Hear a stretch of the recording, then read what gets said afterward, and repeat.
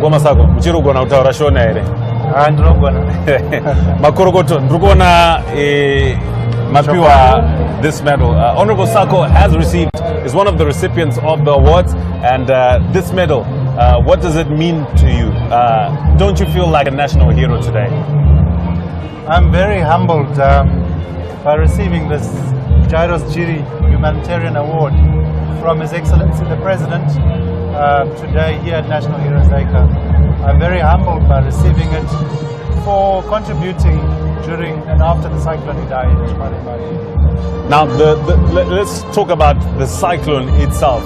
The amount of damage that was made by the natural phenomenon was catastrophic, beyond magnitudes that were ever experienced in Zimbabwe. How far are the rebuilding efforts so far? There's been tremendous response to the calamity caused by Cyclone Idai. We've had, well, from just after the cyclone itself, which contributions by Zimbabweans across international organizations, international governments, the United Nations, but also specifically the government of Zimbabwe, represented by His Excellency the President. He came to Chimanimani on a number of occasions. And so I think the plight of the people affected by the cyclone has really been taken care of. We are now seeing a movement towards reconstruction of our roads, infrastructure, our bridges, in our schools.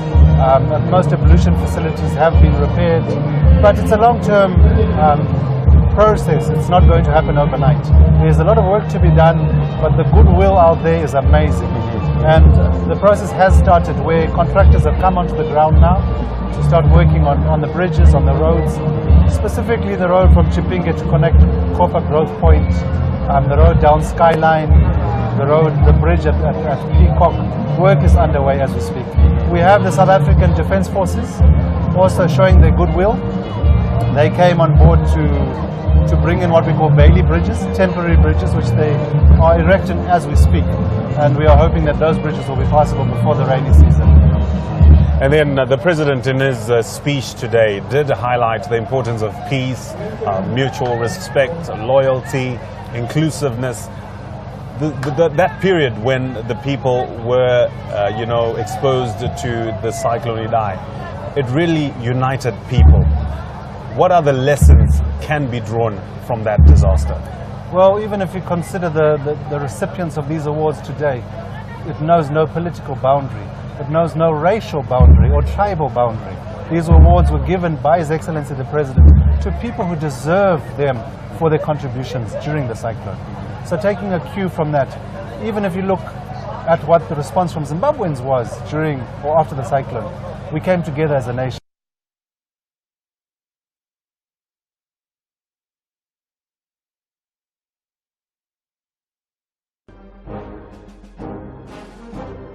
Purpose to share the need for peace within our country. I think we learned lessons from the cyclone that as a country, as a people, we can actually come together and move this beautiful nation forward. Obviously, this whole experience has been traumatic for most of your people in your constituency. Apart from the relief efforts, it becomes important for them to get that psychological also assistance. Is there anything happening in that sphere? A lot has been done. But our challenge with the cyclone is we have many people still missing, who unfortunately we don't know where they are and we presume them dead. So for their families we need the process of closure. But what we have proposed to His Excellency and to the government is to create memorials in areas like Ngangu, Resitu Kopa, Machongwe, where most of the damage was done. Create memorials, have plaques put up in memory of the victims of the cyclone. That will also assist within the closure. A lot of support has come through for psychological support.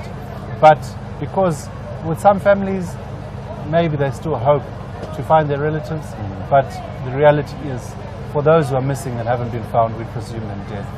So it has been a very traumatic experience, where you just woke up and found that the house next to you has been washed away and your neighbors are no more. It has not been an easy process. Zimbabwe is almost turning 40. We turn 40 next year, and since independence, do you think that the youth give the due diligence and importance of recognizing the effort that was made by the liberators? I think as a youth, even in our curricula, in our schools, there's need to bring more of that historical issues into play. I believe the youth are the majority of our citizens, and unfortunately I think they're moving away from the ethos of the liberation struggle. More needs to be done, I believe, to educate them, to bring this awareness into our culture, that people sacrificed their lives so much for the liberation of this country. I've recently been in Rwanda, where that country sunk to the lowest possible level in the 1994 genocide. But you realize that as a people, somehow they've come together, somehow to have one vision, unity of purpose, to move forward. It's not a perfect scenario, but at least people are moving forward. I think in this country, we need to now focus as a nation, the youth included, on moving the country forward. Honourable Sacco, thank you so much for your time. Makorokoto, congratulations. Thank you, sir.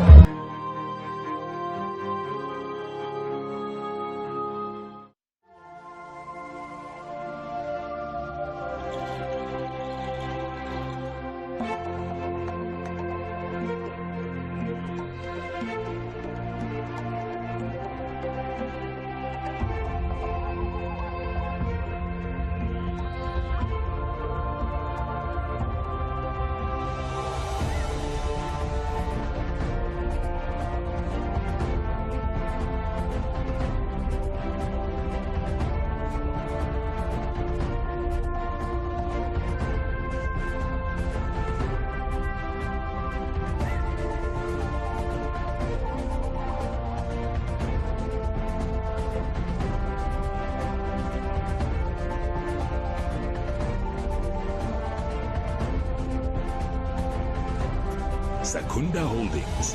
Now you can go.